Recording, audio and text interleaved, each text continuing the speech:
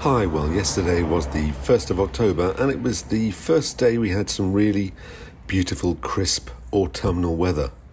The sky was amazing, and I guess it was a sign. It was the perfect day to go and try seaplanes. There were 5 of us budding seaplane pilots yesterday in the morning, and we had a thorough briefing with the local instructors in the clubhouse. And then we went outside again to have a good, thorough walk round and check over the Piper PA-18H that we were going to be flying. Well, I'd never flown in any kind of Piper Cub before, although that's on my wish list because it's a very, very popular tail dragger, and people say that once you fly one, you want to buy one. Maybe that's why it's best not to. Anyway, Piper Cub, quite rudimentary controls, so it takes a bit of getting used to well, as with any kind of cockpit that you're not used to. And the brakes, for example, you've got brakes on the heels, so you have to have your feet in a kind of angled position to access the rudder pedals and keep your heels close to the brakes. Anyway, I managed to get the plane moving, adding quite a bit of power to start with. I avoided hitting anything, including the hangars, and we taxied out to the runway. This aircraft has retractable landing gear, of course, that are the 4 little wheels that you see underneath the floats, and of course that means we can take off from a paved runway. So the plan was take off from the paved runway, retract the gear, and then whiz over the few hundred meters towards the lake.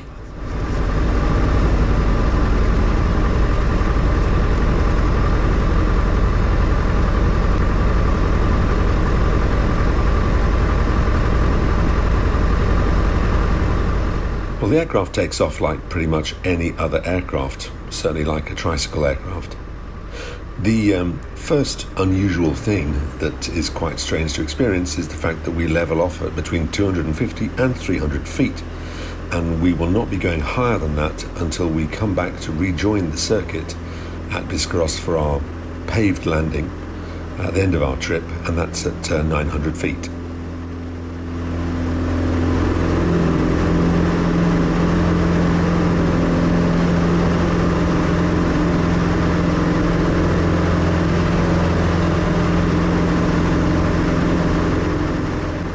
Well, the PA-18 may be a pretty slow aircraft, but when you're flying at 250 feet above the ground, everything seems to be a little bit faster and quite a bit more exciting.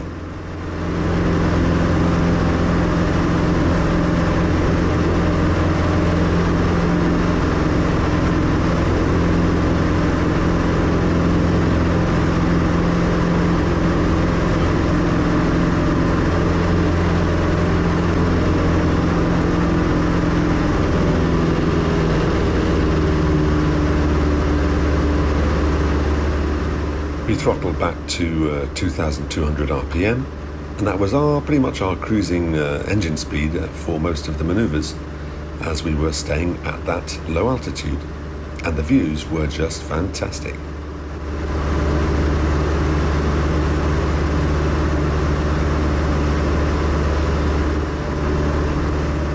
Well, having very kindly and very bravely entrusted me with the takeoff and levelling off, my instructor Philippe then took over the controls to show me some of the basics of seaplane flying. So the first thing to do, of course, is to check the wind direction over the lake.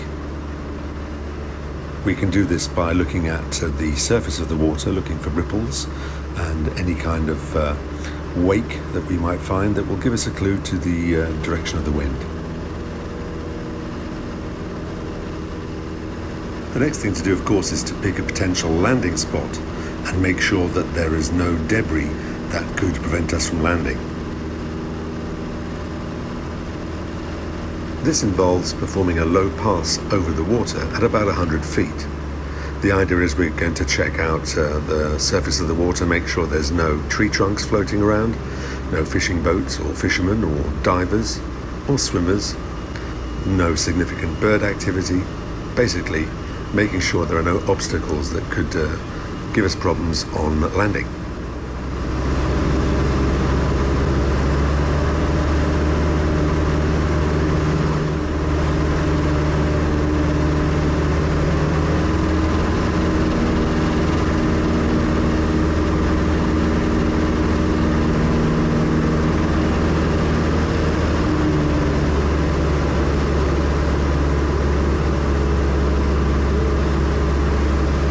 At this point in the video, I just wanted to remind you that if you enjoyed this film and like the stuff I do, please like, share, subscribe and spread the word, as I'd like to get a few more subscribers. It would make my life really complete.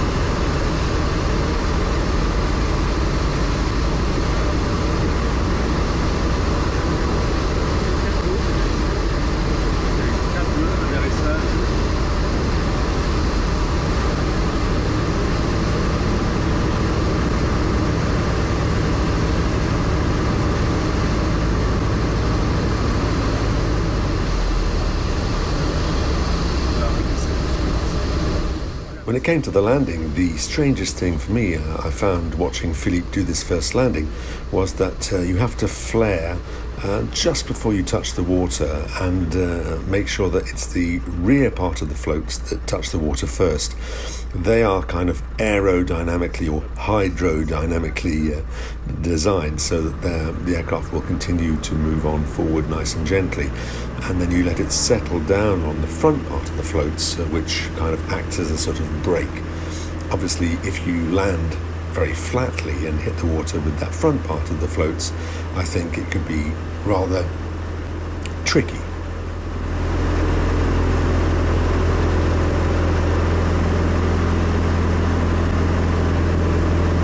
Taking off on water is a whole new kettle of fish, if you'll pardon the pun. It's a delicate balance between moving the stick forward and back to make sure that you're not too nose high or not too nose low, because if you get too nose low and you're too fast, then the aircraft starts to do a sort of porpoising movement, which is not very pleasant and could work out very badly.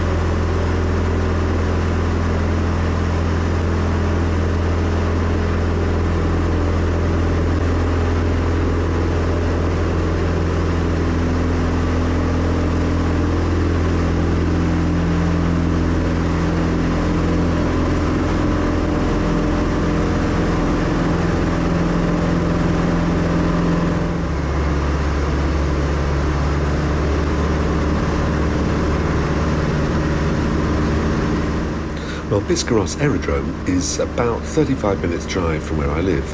It's a very active aerodrome and a historic one because it's from Biscarrosse that the very first French flying boats took off from, including some of the transatlantic trips in the early days of aviation. There's an excellent flying boat museum just near the airfield, which is really well worth a visit if you are down here. And at the aerodrome itself, there's plenty of activity.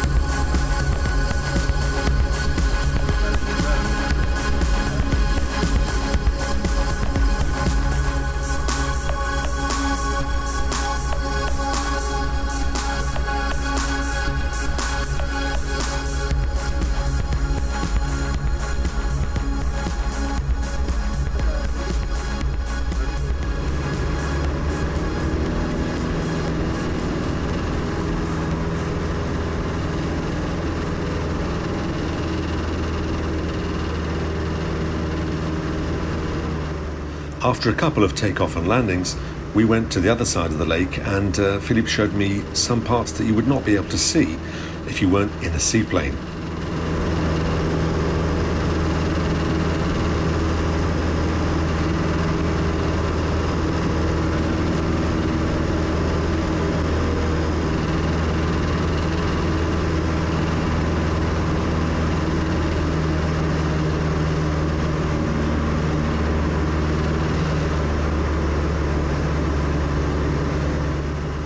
After that, there was just one more landing and one more takeoff on the water before we headed back to the paved runway at Biscarrosse Aerodrome.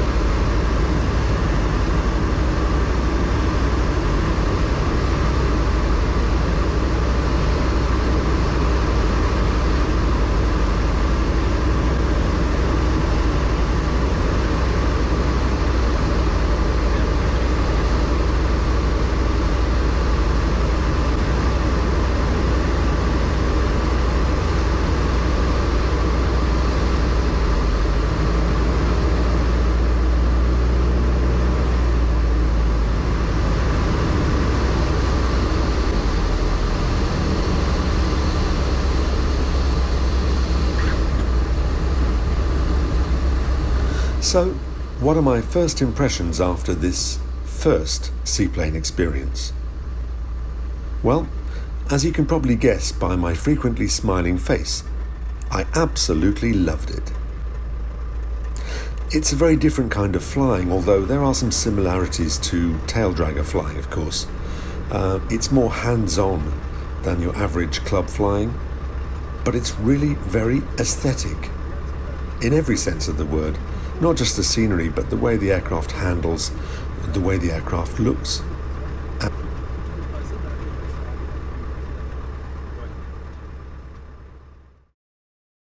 Anyway, having one of Europe's best seaplane bases pretty much on my doorstep, it would be silly not to get back into one, wouldn't it?